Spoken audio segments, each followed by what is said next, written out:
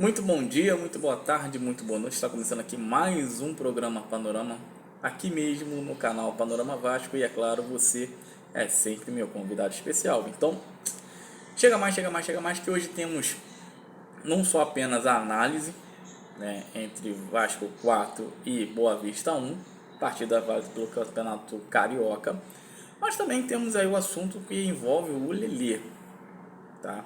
Eu vou dar uma minha opinião sobre o que aconteceu, né, nessa pernada que o Vasco tomou aí do Fluminense. Mais uma vez, tudo que envolve aí Fluminense nessa parada. Quem tá certo, quem tá errado na jogada, enfim, vou dar minha opinião com relação a isso. Mas antes, queria pedir para você que ainda não é inscrito no nosso canal, se inscreve aí no nosso canal, deixe seu like, comente aqui abaixo no nosso canal, tá? Que é importante para dar um engajamento no nosso trabalho. Comente aí o que vocês acharam do jogo de ontem, né? Se vocês acharam que foi legal, não deu para convencer, se não deu para convencer, qual a sua elogio ou sua crítica, comentem aqui abaixo. Não esqueça também de ativar o sininho para vocês estarem recebendo aí nossos novos vídeos aqui no canal da Panorama Vasco.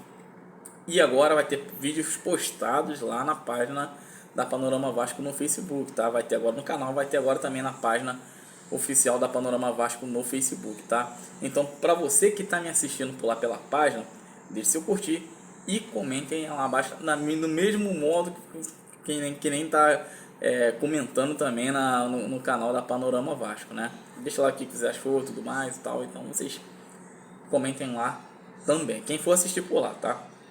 E temos também a minha conta lá no Twitter, que é atrelada aqui na Panorama Vasco, que é @87 Bruno Souza, tudo junto, repetindo, @87 Bruno Souza. Me segue lá, que eu sigo você de volta, beleza? Bom, vamos lá, vamos começar então com a análise que eu vou fazer aqui do jogo, que foi do Vasco contra o Boa Vista, que foi o jogo de ontem, né, numa plena segunda-feira, né? E foi em São Januário, um ótimo número. Parabéns aos torcedores que foram lá para poder dar o apoio ao Vasco. E então, o Vasco tá mantendo ainda o seu modo de jogo, né? O Vasco tá jogando aquele mesmo ritmo, aquela mesma identidade que vem mostrando nos últimos jogos, e isso tem sido bom.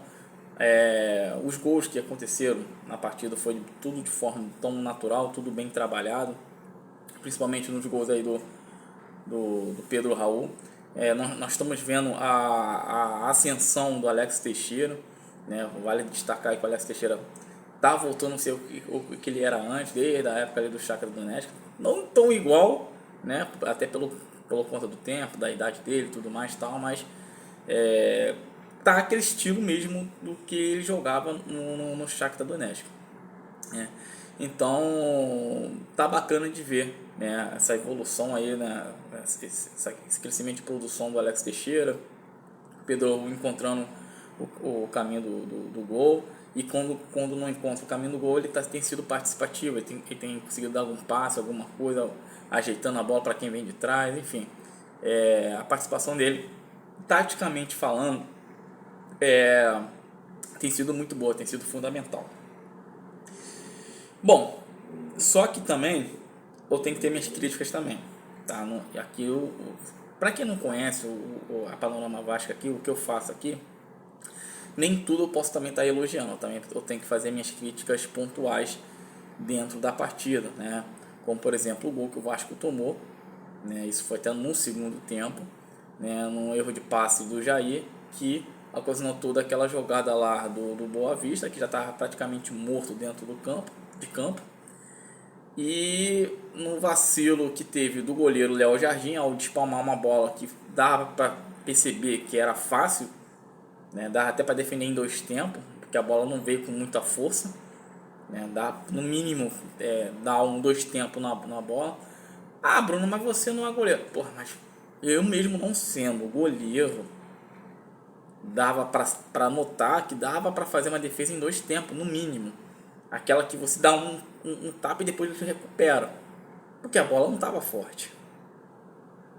Ela não veio desviando em alguém, ou não veio com uma precisão alta para ele fazer aquele rebote. E o Miranda, cara, o Miranda estava ali aéreo, né? Porque ele nem sequer estava acompanhando o lance ali, a questão do como é que ia ser o rebote, que se tinha alguém vindo ali de trás para ser uma ameaça para pegar aquele rebote, enfim. O Miranda, ele simplesmente ali boiou, tá?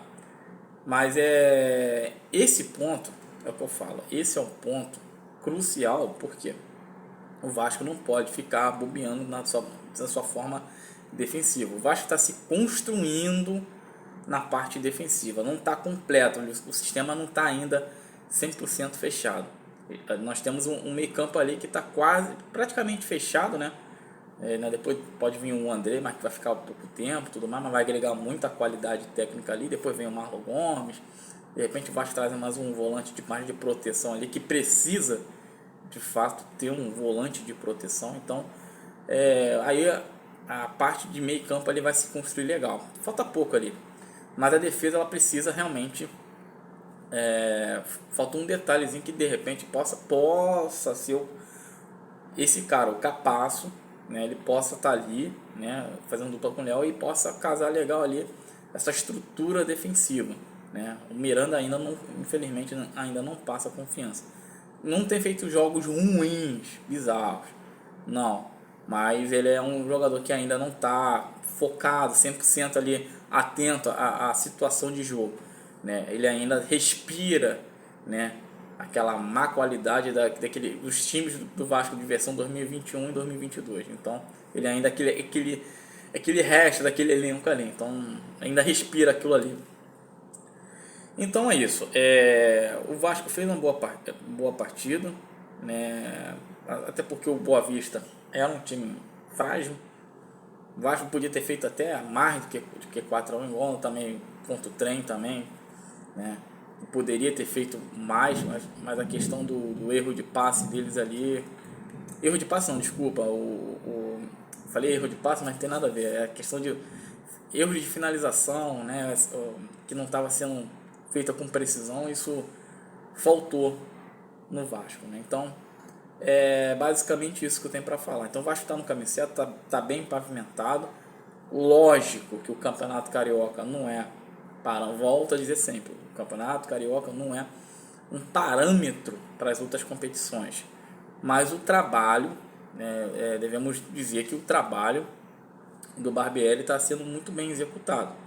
Só falta algumas peças para poder deixar o time já pronto para o desafio que é o Brasileirão, tá? E não vai ter vida fácil, porque tem muitas equipes muito qualificadas, no qual não vai ser um Boa Vista da vida que, né, de dar mole, né? Então por isso que o Vasco precisa se preparar, precisa estar bem afiado em termos de finalização, não ficar perdendo lances bobos, entendeu?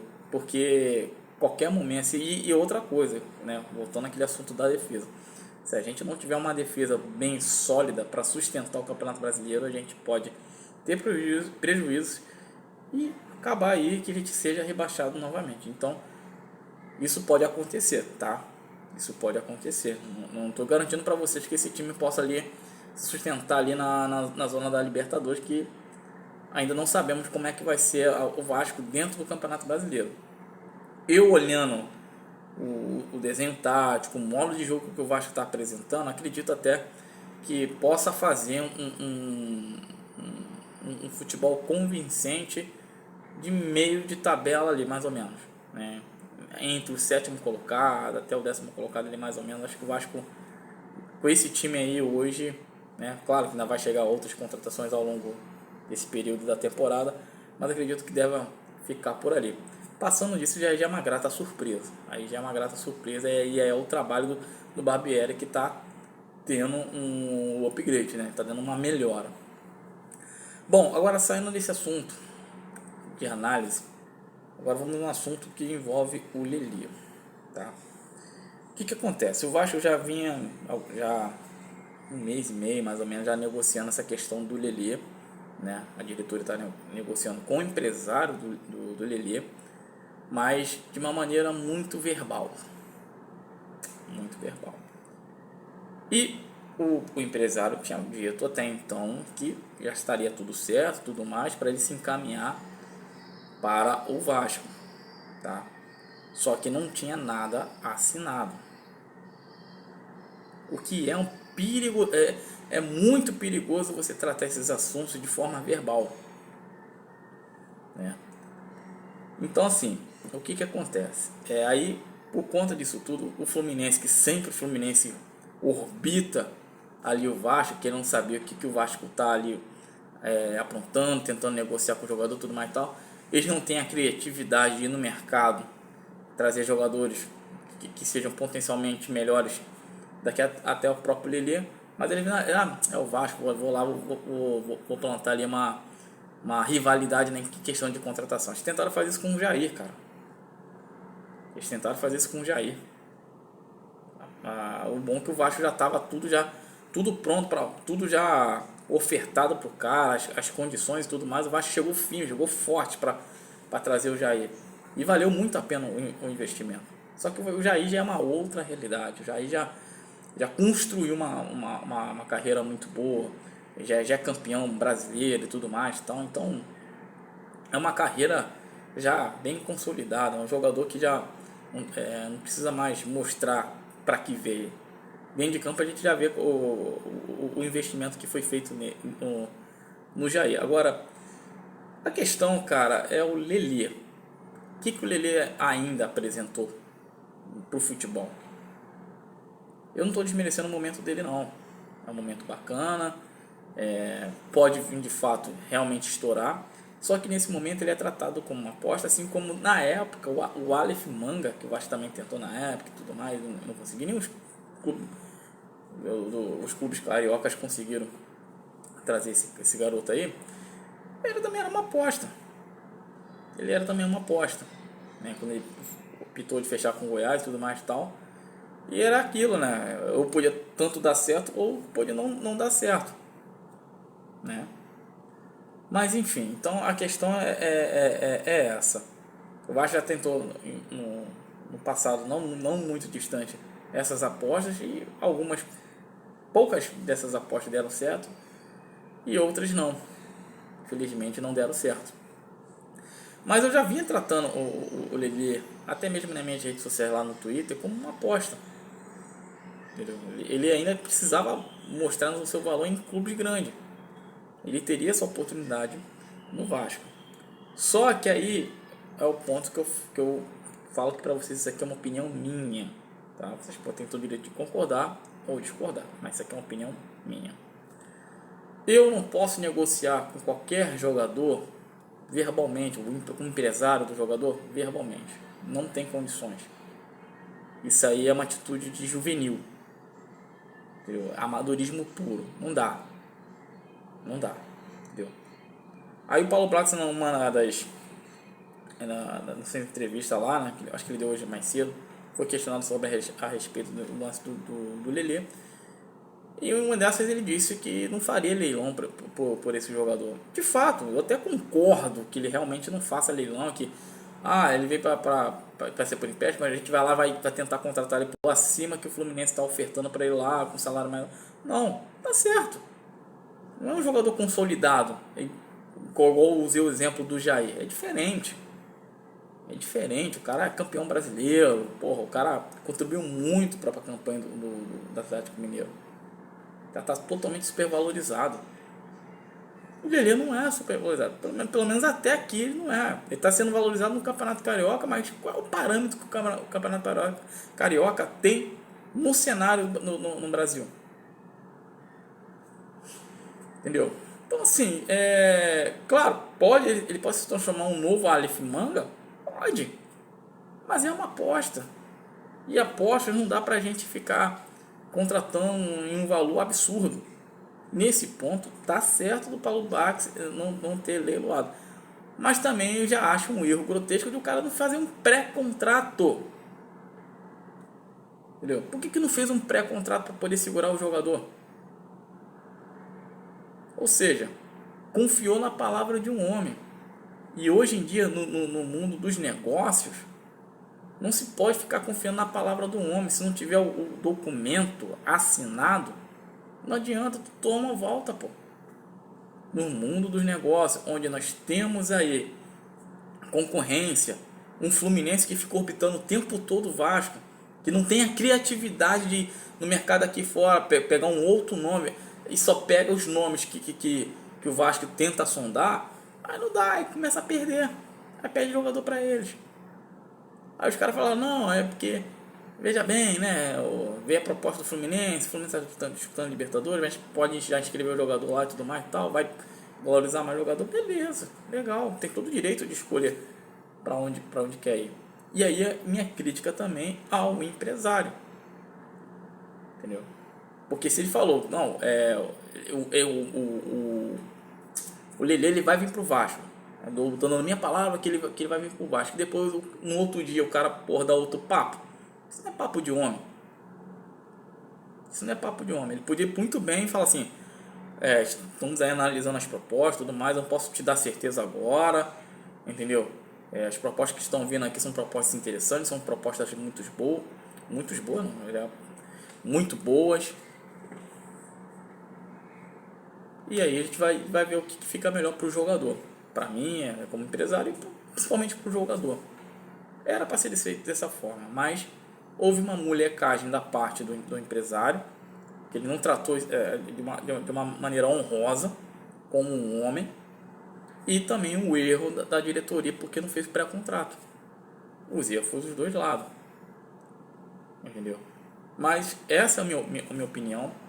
Não sou viúva de Lelê de forma nenhuma, entendeu? O Vasco ainda tem um mercado em aberto para analisar, não só no Brasil, mas também no futebol sul-americano, na Europa, na Ásia, ou até mesmo no futebol da MLS, nos Estados Unidos no caso, e ver qual o jogador que se encaixa para entrar ali para ser o suplente do Pedro Raul, porque Pedro Raul sozinho não tem como, só ter o Pedro Raul ali para ser a referência não tem como, tem que ter uma sombra,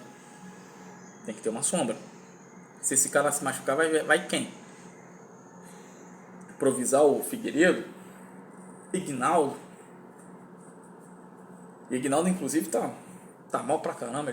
Eu acho, na minha opinião, que ele deveria até voltar pra base, assim como o Peck voltou pra base, assim como o Figueiredo voltar pra base, para poder adquirir a confiança e um dia voltar, né, totalmente mudado, mais focado, porque hoje, infelizmente, ele não tem condições de ficar atuando pelo profissional. Tem feito partidas horrorosas, né? Mas é um moleque que ainda pode ser lapidado, pode ser trabalhado, pode ser recuperado, mas no momento hoje não tem condições de estaria fazendo parte ali do plantel profissional. E é isso, essa é a minha opinião com relação ao Lelê, tá? Um erro descabido da diretoria, falta de comprometimento do empresário, tá? Porque no mundo dos negócios você só define para onde vai quando você tiver a certeza que realmente é para ali que o jogador vai. Não pode ser dois papos, porque aí não é ser sujeito a um homem, entendeu? Ou é para um lugar ou para o outro, pô. Entendeu?